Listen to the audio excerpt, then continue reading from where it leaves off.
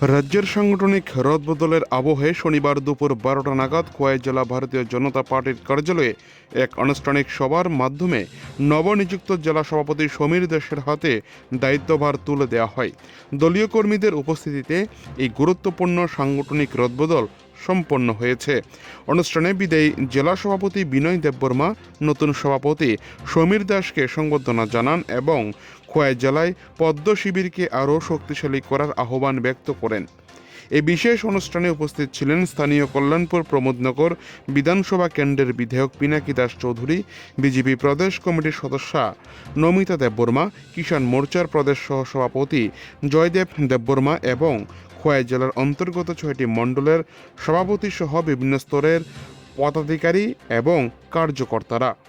খোয়াই থেকে নিজস্ব প্রতিনিধির রিপোর্ট, টিভি 100 বাংলা। ভারতীয় জনতা পার্টির বিচার দ্বারা সম্পূর্ণ ব্যতিক্রম পার্টি, অন্যান্য দলের সঙ্গে এটা মেলবে না।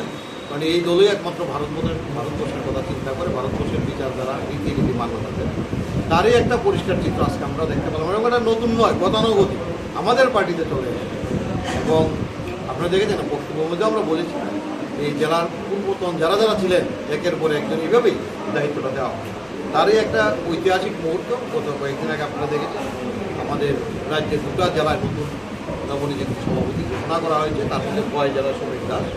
এবং আমাদের অত্যন্ত আনন্দের দিন।